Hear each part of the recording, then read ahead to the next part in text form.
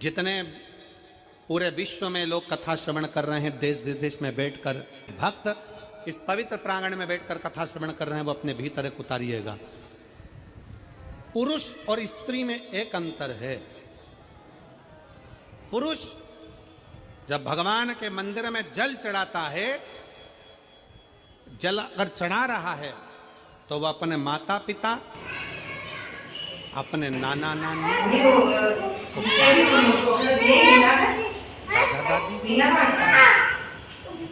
शंकर के मंदिर में अगर कोई स्त्री, कोई नारी, कोई लड़की, कोई कन्या, कोई माँ, वृद्ध भी अगर शंकर के मंदिर में एक लोटा जल चढ़ा रही है तो वो अपना मायका और अपना ससुराल दोनों की कत्तर पूरी को पार उतारती है। सुंदर कहा माता पार्वती जी ने भगवान शंकर से अमरनाथ की गुफा में करते हुए कहा कि पुरुष भगवान की सेवा में लगे, भजन में लगे, मंत्र उच्चारण में लगे, उसका फल पुरुष को प्राप्त होता है। और अगर स्त्री, नारी अगर भगवान शंकर की आराधना में लगती है, शिव की भक्ति में लगती है, तो हे भोलेनाथ, उसका फल किस किस को मिलता है?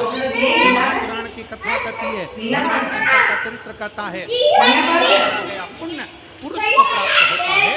और केवल भारत की भूमि पर एक स्त्री ऐसी होती है जिसने अगर सोमवार का व्रत कर लिया, मंगलवार का व्रत कर लिया, तीज का व्रत कर लिया, चतुर्थी का व्रत कर लिया, छठ का व्रत कर लिया, पंचमी का व्रत कर लिया, नवरात्रि के व्रत कर लिया, कोई सा व्रत, कोई सी पूजन, अगर भारत की भूमि हो चाहे देश की हो, अगर कोई स्त्री व्रत करती है तो उसका फल केवल उसका फल उसके बेटे को, उसकी बेटी को, उसके पति को, उसके ससुर को, उसकी सास को और उसके मायके को सबको प्राप्त होता है। ये नारी के द्वारा पुण्य का फल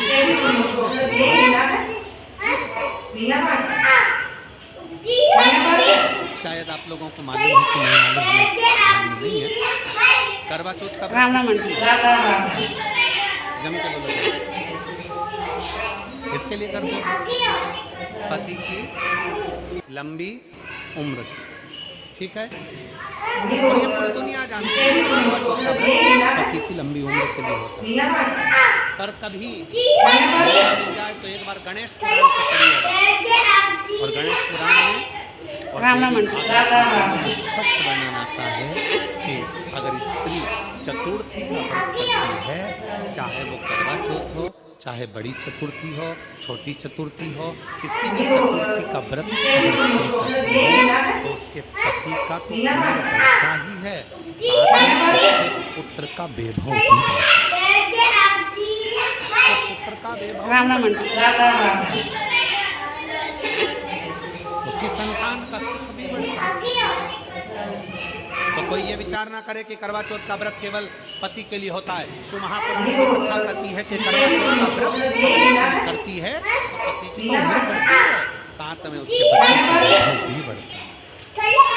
कोई व्रत अगर स्त्री करती है, नवरात्र का व्रत कर रही है, नवरात्र का उपास रख रही है, उसका फल सबको मिलता है, उसके पूरे घर को प्राप्त।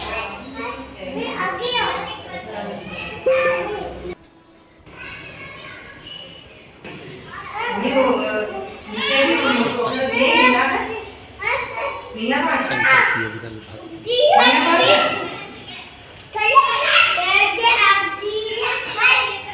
राम राम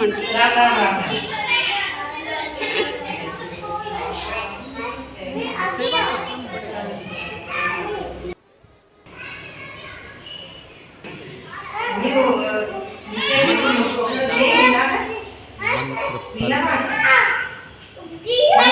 मंत्री से ज्यादा मंत्र पर भरोसा रखो और संसार से मेरे महाकाल पर भरोसा रखो। मेरे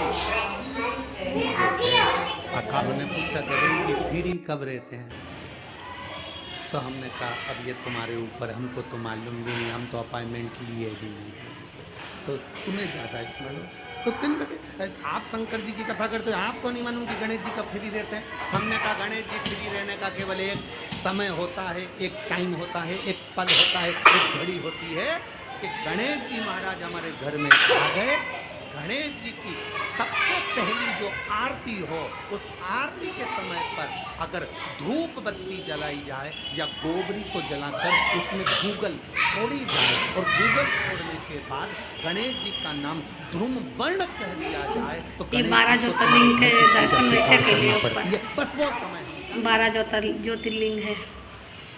हम तो बस उतना जानते कि शिव महापुराण में लिखा और मुद्गल पुराण में लिखा गणेश नहीं बंद नहीं करना, गेट नहीं बंद करते, अभी मारेंगे हम पंडित जी। खोलो गेट खोलो। क्या नाम है? ध्रुम वर्ण गणेश जी का एक नाम होता है।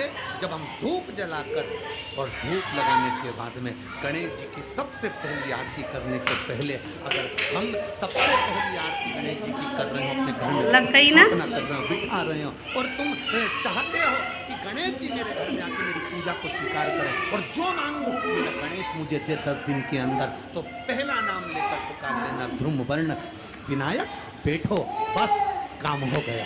वो फ्री होकर आता, वो बेचता, अलमस्त था। अब वो हमसे पूछे समय क्या है, हमने कभी को हमें को बस इतना जरूर जानते हैं कि ध्रुम वर्ण नाम के मेरे विनायक जो जिनके शरीर से भक्तों के ताप मिटाने के लिए अग्नि जैसी तेज निकलता रहता है, जिनके शरीर से धुएं की भांति अग्नि प्रकट होती रहती है।